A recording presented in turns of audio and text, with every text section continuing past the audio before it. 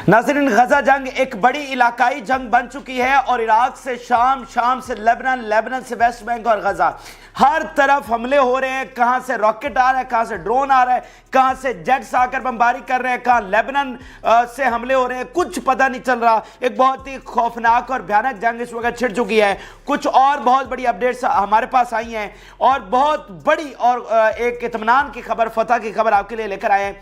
Intelligence officers, Israeli intelligence officers को एक खुफिया और खतरनाक और जबरदस्त ऑपरेशन में निशाना बनाया गया है और जो ऑफिसर्स हैं इंटेलिजेंस के, इसराइल के, मोसाद के, उनको हलाक किया गया है। तो ये ऑपरेशन कब, कहां, कैसे अंजाम दिया गया, ये भी आपको बताएंगे। फिर गजा से आपके लिए खबरें लेकर आए हैं ताज़ा तरीन, क्योंकि आप देखें कि सारा दिन यमन के हवाले से जो अपडेट्स थी वो शेयर करते रहे, तो गजा के हवाले से टाइम नहीं मिल सका, तो अब गजा के खबरें भी आपके साथ शेयर करेंगे। और नाज़रीन, इंटरनेशनल कोर्ट ऑफ जस्टिस में एक बार फिर साउथ अफ्रीका ने उड़ा के रख दिया है इसराइल को, और सिर्फ एक दिन की समाअत ने इनकी शोहरत को, इनकी रिप्यूट को पूरी दुनिया में ज़मीं बोस कर दिया। वो 75 साल नाजायज़ प्रोजेक्ट जिस पर खरबों डॉलर इन्वेस्ट किए गए, जिनकी इमेज को इतना बड़ा बनाया गया कि इनकी सपोर्ट करना एक मजहबी फरीजा है, उसको साउथ अफ्रीका ने उड़ा के रख दिया आलमी अदालत में। दूसरे दिन भी बहुत जबरदस्त दलाल पेश किए गए साउथ अफ्रीका की जानिब से, और तुर्की ने आज दलाल दिए और उसमें जो है उन्होंने अपना एविडेंस पेश किया। तो वहां पर जो समाअत हुई है, इसराइल अब किस तरह से चीख रहा है और वो पगला चुके, पूरी तरह से बौखलाहट का शिकार हैं। मैं उनके, इसराइल के भी बयानात आपके सामने रखूंगा जो उन्होंने वहां पर दलाल दिए हैं। पूरी दुनिया उनका मजाक उड़ा रही है कि ये इसराइली हैं जिनको दुनिया के आप चलाक तो नहीं समझते हैं, जिन्हें दुनिया के सबसे बड़े डिप्लोमेट भी आप समझते हैं, और पता नहीं कि ये इसराइली कौम तो दुनिया की सबसे कोई बड़ी कौम है। तो ये इनका पूरी तरह से जो ना वो एक्सपोज हुए। इसलिए ये जो ऑपरेशन को तूफान उल अक्सा रखा गया ना, ये एमए वाला तूफान नहीं है। इसने इस शैतानी रियासत की जो तमाम जड़ें हैं ना, उनको हिलाया। इनकी मिलिट्री पावर हो, इनकी प्रोपेगेंडा की पावर हो, इनकी बाकी तमाम चीज़ें, उनको पूरी दुनिया के सामने एक्सपोज किया है। ठीक है ना। तो बहुत बड़ी अपडेट्स इस वीडियो में आपके साथ शेयर करेंगे। जिन लोगों ने चैनल को सब्सक्राइब नहीं किया उनसे रिक्वेस्ट है कि चैनल को जरूर सब्सक्राइब कर ले ताकि हर आने वाली वीडियो आप तक पहुंच सके। नाज़रीन, सबसे पहले आपको अपडेट करते हैं जो इनके मिलिट्री ऑफिसर्स हलाक हुए हैं, और ये मैं बतौर सबूत तमाम चीज़ें आपके सामने रखूंगा। यरूशलेम टाइम्स ने इस चीज़ को रिपोर्ट किया है और उन्होंने बताया है कि 7 मिलिट्री ऑफिसर उनके निशाना बने हैं, ड्रोन अटैक हुआ है, एंड ये जो है 8200 इनका यूनिट है।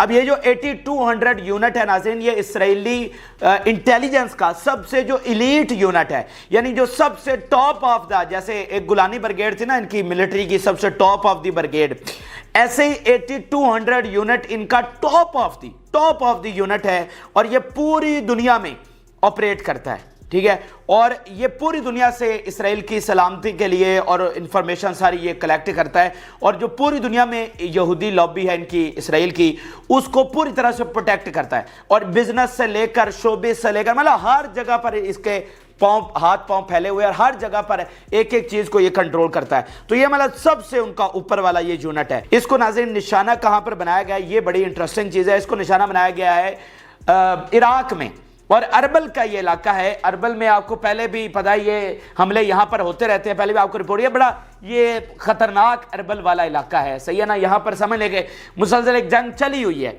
यहाँ पर बहुत सारी तंजीमें भी हैं, अमेरिकन बेसिस भी वहाँ पर हैं, इनका हेडक्वार्टर वहाँ पर है, इसराइल का मिलिट्री हेडक्वार्टर इंटेलिजेंस का वहाँ पर है। उस हेडक्वार्टर को निशाना बनाया गया। अब ये जो मैं आपको कह रहा हूँ ये बहुत ही गैर मामूली तरह का ऑपरेशन, वो इसलिए कि आप देखेंगे उनका टॉप ऑफ द यूनिट है, फिर उनका मिलिट्री हेडक्वार्टर है, मतलब सबसे हसास, सबसे अहम उनका ये एसेट था, सबसे अहम उनका ये ऑफिस था, हेडक्वार्टर था, जिसको ढूंढा गया, देन ड्रोन के साथ उसको निशाना बनाया गया। और टाइम्स ऑफ इसराइल लिख रहा है कि इसमें उनके 7 इंटेलिजेंस ऑफिसर्स हलाक हुए हैं, और ये पूरी जंग में, ये जो अब 100 दिन ऑलमोस्ट हो चुके हैं, इस पूरी जंग में इनके इतने ऑफिसर्स या एजेंट्स हलाक नहीं हुए।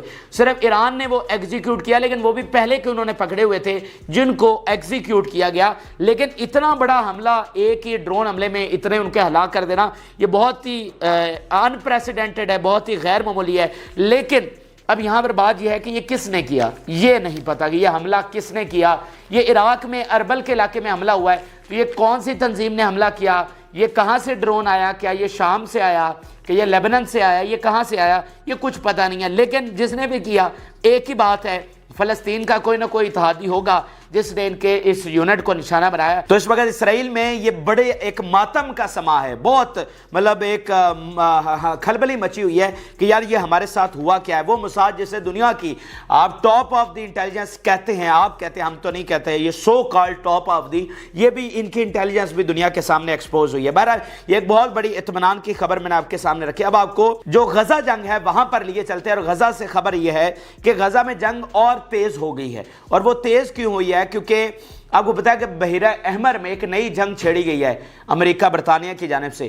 تو اب یہاں پر اس چیز کا فائدہ اٹھاتے ہوئے کہ دنیا کی توجہ وہاں پر چلی گئی ہے، کیونکہ دیکھیں نا کہ پوری دنیا میں جو نیوز چلی ہے، جو پورا میڈیا کور کر رہا ہے، وہ ریڈ سی کو کور کر رہا ہے، ان اسٹرائکس اور حملوں کو اور یمن کے رسپانس کو کور کر رہا ہے۔ اس چیز کا فائدہ اٹھاتے ہوئے کہ دنیا کی اٹینشن وہاں پر چلی گئی ہے، جو کہ اسرائیل پہلے دن سے کوشش کر رہا تھا کہ کہیں سے پبلک کا جو ہے دھیان وہاں پر ڈائیورٹ کیا جائے، اور امریکہ بھی کوشش کر رہا تھا کہ جو ہے اسرائیل کے لیے ٹائم بائے کیا جائے، کیونکہ ٹائم ہر جنگ میں ایک ٹائم بڑا امپورٹنٹ ہوتا ہے۔ تو اسرائیل کے لیے وہ ٹائم ختم ہو رہا تھا، جس کو بائے کرنے کی کوشش امریکہ نے بار بار کی اور اس حملے کے ذریعے بھی کی۔ تو کوئی زیادہ کامیابی تو ان کو نہیں ہو سکی، یعنی اگر یمن میں جنگ ہے تو وہ بھی تو غزہ کے ساتھ ہی لنک ہے نا، تو وہ کوئی اتنا کامیاب تو نہیں ہو سکے دنیا کی توجہ ہٹانے میں۔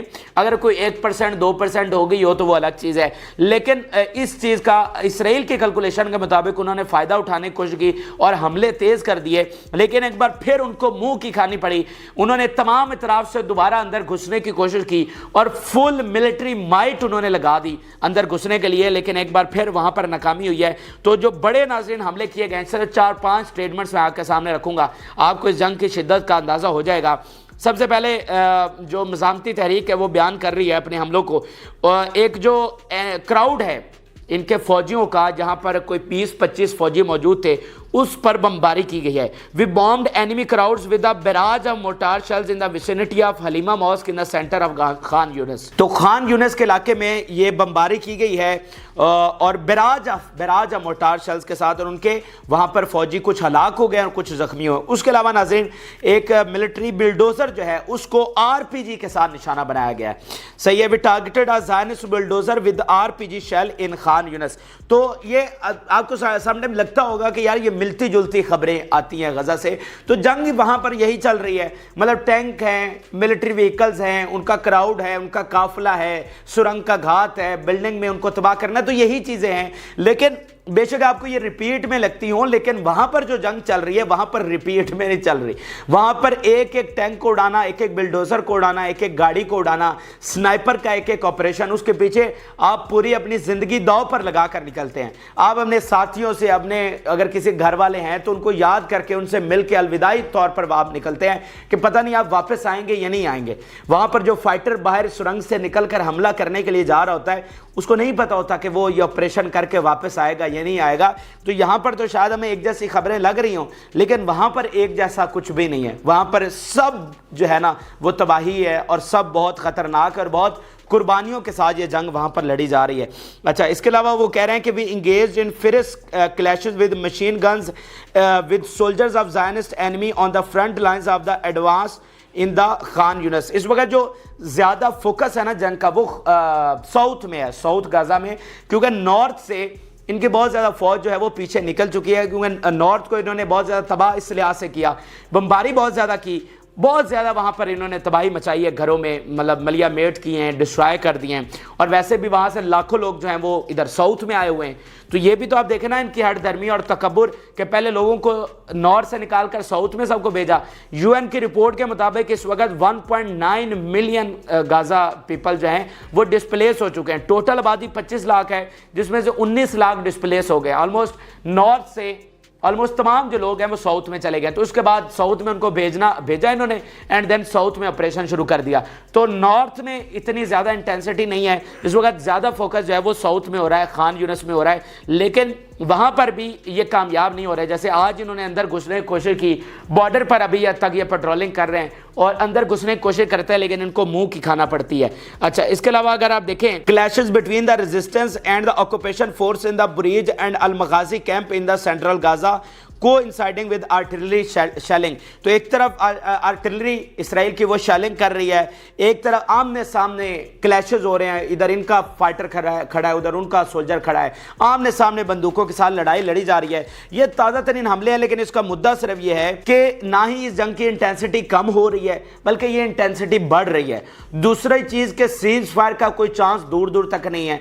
ब्लिंकन के दौरे में एक चांस था, लेकिन वो खली बली हो गया, उसके मुंह से सीज फायर तक नहीं निकला। तो ये जंग तो आगे बढ़ गई है, ये जंग एक तरफ फैल गई है और अब हम एक फैसला कुन मरहले की तरफ जा रहे हैं। वो फैसला कुन मरहला जिसमें 2 स्टेट सोल्यूशन नहीं होगा बल्कि 1 स्टेट सोल्यूशन होगा। उसमें जो है ना एक रियासत होगी और वो फ़लस्तीन की होगी। ये दुनिया भर का मिलिट्री एक्सपर्ट कह रहे हैं, सिर्फ मैं नहीं कह रहा, अपनी हम हमदर्दियों की बुनियाद पर नहीं कह रहे।